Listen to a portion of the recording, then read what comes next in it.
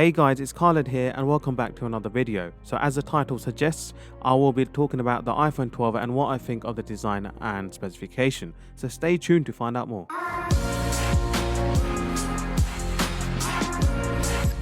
So I am going to be starting off the video by addressing the big change, which is the iPhone 12 shape. So iPhone started off with a curvy design that got changed when the iPhone 4 was introduced until the iPhone 5S, and then we had the iPhone 6 all the way to the iPhone 11 Pro. They had curvy designs, and then finally for the iPhone 12 we're moving back into the boxy design territory. Although I personally use an Android phone, I really do appreciate Apple's design language, and I remember my family member bought an iPhone 5S when it first came out.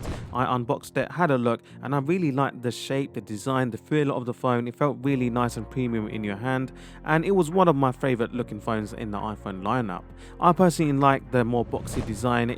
I don't know, that's just personal preference. Some of you might like the curvy design, but it just looks really nice. And with the introduction of iPhone 12, that design language is making its move back, and we will get a larger screen size starting off from 5.4 inches. Before I move on to the full specification of the iPhone 12, let's quickly discuss some of the similarities between the iPhone 5S and iPhone 12. So the first thing you will notice is that the iPhone 12 has the same boxy design of the iPhone 5S, and there's also an aluminium body. So pretty familiar in terms of the design language, but a lot of people might be thinking, why are you bringing back a design that is 7 years old? But that's what happens with most things. I think, haircuts come and go out of fashion. The same things with clothes, they come and go out of fashion, and stuff gets recycled. Like if it's in the car industry, they'll implement old design into new tech, and then it will be recycled every 10 or 15 years, and that's how life works. And there's something quite nostalgic about it. You'll be holding a phone that's reminiscent of 2013, but with newer internals, with upgraded speeds and better camera system. So I think it's a good move, and I'm excited as this was my favorite design. Alright, so that's enough of me waffling. I know you want to know the specs. So the iPhone 12 will come in a 5.4 inch screen. The display will be provided by BOE. It's an OLED Super Retina display. Will have 4 GB of RAM. Storage option will come in either 128 GB or 256, and it will have an aluminium body, A14 chip, 5G enabled, along with dual camera system. So the prices will start from $649 for the 128 GB variant and $749 for the 256. Along with the iPhone 12, we'll be getting an iPhone 12 Max, and the only difference with that is it will have a larger screen size. So instead of the 5.4 inches on the iPhone 12, on the Max we'll be getting a 6.1 inch screen.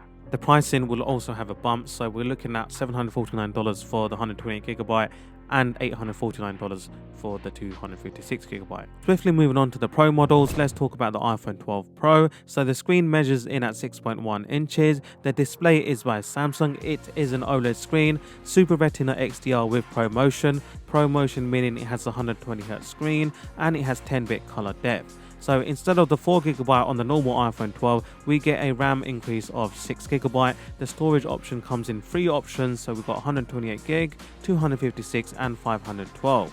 The entry model starts from $999, moving all the way to $1,299 for the 512 GB version. The iPhone 12 Pro Max is pretty much the same, but we get a screen increase to 6.7 inches, and there will be a $100 price bump on every variant of storage. I'm really looking forward to the new lineup, and I think the iPhone 12 will be a bestseller as it comes in at a competitive price point. But I can't personally wait for the iPhone 12 Pro Max. I really like big phones, and measuring at 6.7 inches with all that screen, I mean, the only disappointment is there's no all screen. We still have the notch, but from what I heard, the notch has been decreased in size. Nevertheless, we have an array of new features, so there's a lot of stuff to look forward to. The display will be made by Samsung, and they make the best screens in the world. So as mentioned, we have a Super Retina XDR with ProMotion and 10-bit color depth. The RAM gets increased to 6 GB. We have a lot of storage options, stainless steel body, bringing that iPhone 5S look back. You know what they say about old stuff, old is gold. We'll have the new A14 Bionic chip, 5G enabled as well, so super fast internet on the go, and triple camera setup with LiDAR support. Alright guys, so that was a quick look at the iPhone design, and I'm really happy with where they're going, bringing back stuff from memory lane and quick specification look. I hope you enjoyed the video. If you liked it, then please don't forget to leave a like, comment and subscribe, and as always, stay safe, and I'll see you in the next video. Peace.